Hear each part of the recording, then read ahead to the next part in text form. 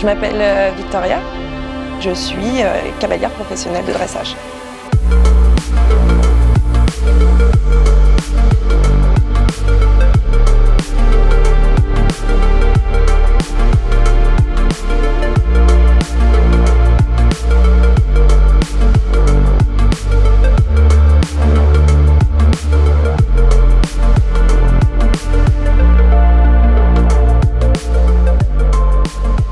J'ai commencé comme beaucoup d'enfants au centre équestre à côté de la maison. Mes parents ne sont pas du tout issus du milieu de l'équitation. Ils ont toujours été un petit peu passionnés de loin, à regarder les belles échéances, tout ça, mais pas professionnellement, pas du tout dans le métier. Ils m'ont évidemment beaucoup soutenue. J'ai été en centre équestre jusqu'à l'âge de 7-8 ans. Et ensuite, assez vite, ils m'ont acheté un poney et puis on s'est plus dirigé vers une écurie de propriétaires à laquelle, après de fil en aiguille, j'ai rencontré des gens qui m'ont fait aimer le dressage plus qu'une autre discipline. Et du coup, tout s'est lancé très tôt, très vite et dans cette voie-là.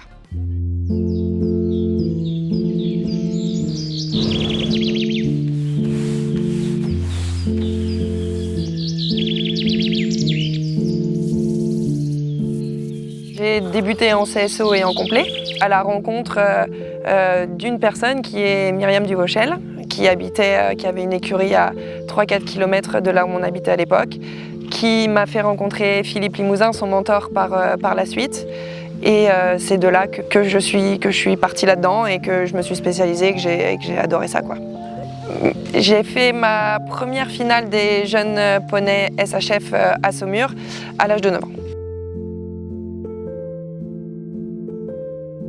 J'ai eu la chance d'être bien entourée par mes entraîneurs respectifs de l'époque. Mes parents m'ont toujours beaucoup soutenue, ma famille aussi, autant financièrement que moralement, que dans le planning, dans l'organisation, parce qu'entre le primaire, le collège, le lycée, ça a toujours été un peu la course. J'ai toujours adoré ça, aller en concours, un peu l'esprit de compétition. Mais par contre, je savais déjà dès toute petite que c'était le métier que je voulais faire. Je ne sais pas de quel moyen ou comment ou qu'est-ce, mais c'était sûr, c'était ça. Voilà. Elles ont été brèves, mes études. Non, j'ai passé un bac littéraire et tout de suite après, j'ai intégré le pôle France à l'ENE, au Cadre Noir de Saumur. À l'époque, il était dirigé par Philippe Limousin, qui était mon entraîneur depuis déjà que j'avais 9 ans.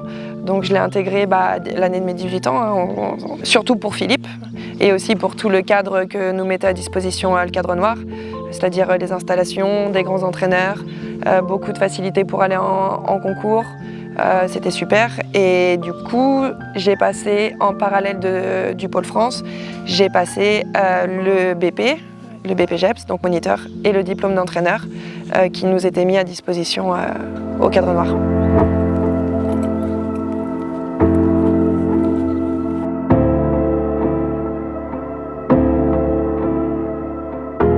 Dans ma promo en dressage, j'en étais 3. Dans la promo de CSO, ils étaient 3 aussi. Et dans la promo de complet, je me souviens plus exactement, mais ils étaient un petit peu plus nombreux, ils devaient être 7 ou 8. Et on a tous vécu en communauté pendant 3 ans, ça a vraiment été super chouette, quoi. C'était comme un gros campus j'ai envie de dire, un peu de gamins motivés qui ont envie de faire du haut niveau et qui comptent pas leurs heures, qui dorment pas la nuit pour se dépêcher et réussir à faire toute leur journée au maximum. Tout le monde était content de la réussite de l'un de l'autre dans toutes les disciplines, donc c'était vraiment chouette. Ce qui a été très dur et qui l'est encore, c'est qu'on a quand même une très grosse marche à passer quand on fait poney junior jeune caf, qu'on est dans le circuit jeune et qu'il faut percer pour être senior. Là, passer senior, quand il faut dérouler pro élite vraiment parfaitement, être compétitive, être capable de dresser ses chevaux, de les trouver, parce que ça, c'est pas facile non plus, d'avoir des propriétaires, de réussir à être performant. Il faut un peu que toutes les planètes soient bien alignées, quoi. Il faut avoir le cheval, le propriétaire, que tout le monde soit en forme. Alors moi, j'ai pas encore tourné grand tour en 3 étoiles. J'ai tourné médium tour en 2 étoiles. Et en fait, ce sont les mêmes, les mêmes exercices. c'est-à-dire qu'on piaffe, qu'on passage, qu'on fait changement de pied au temps, on fait les pirouettes. Mais si tu veux, le déroulé de la reprise est plus fluide et moins technique. Donc c'est une super marche pour préparer et les cavaliers et les chevaux à aller aborder le grand tour, quoi. Là, j'ai un cheval qui est chouette, que j'ai dressé, que j'ai eu à 4 ans. Et j'espère qu'il arrivera à ce niveau-là l'année prochaine.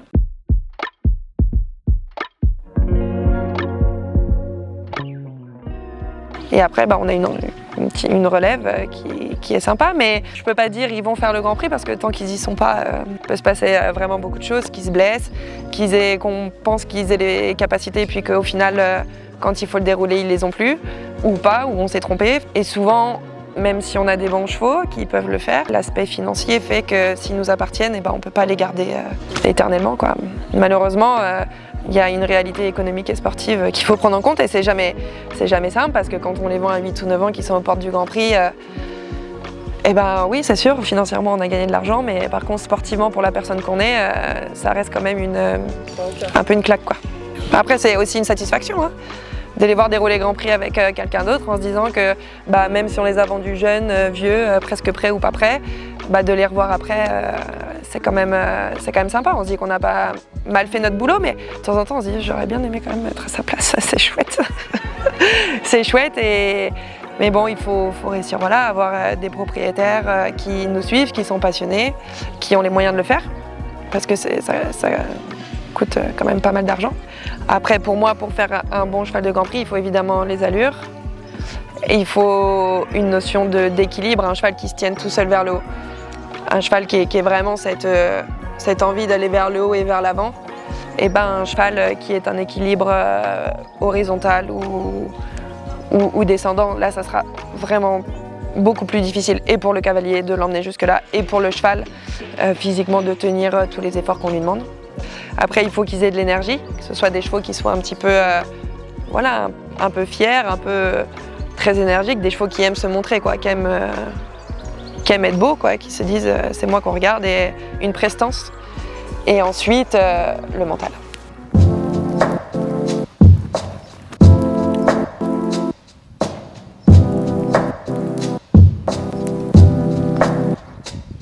J'ai eu plein de très bons moments. Plein de moments plus difficiles, hein, des moments où on se dit mais qu'est-ce qu'on fait, quoi. Sans déconner, on se lève à 4h du mat. Non, j'ai plutôt plus des anecdotes plutôt drôles que... oui, qu'un jour je suis partie en concours sans le cheval dans le camion, quoi, par exemple. Comment c'est possible? Oui, je te demande aussi. C'est la base. C'est la base, j'ai tout préparé, puis j'ai fermé le pont, j'ai fermé le camion, puis je suis partie.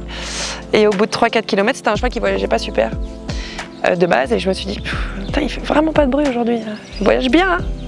Oui, c'est normal, il est pas dedans. Donc j'ai fait demi-tour, puis je suis revenue chercher. Voilà, c'est plus ce genre de truc qui nous arrive, hein.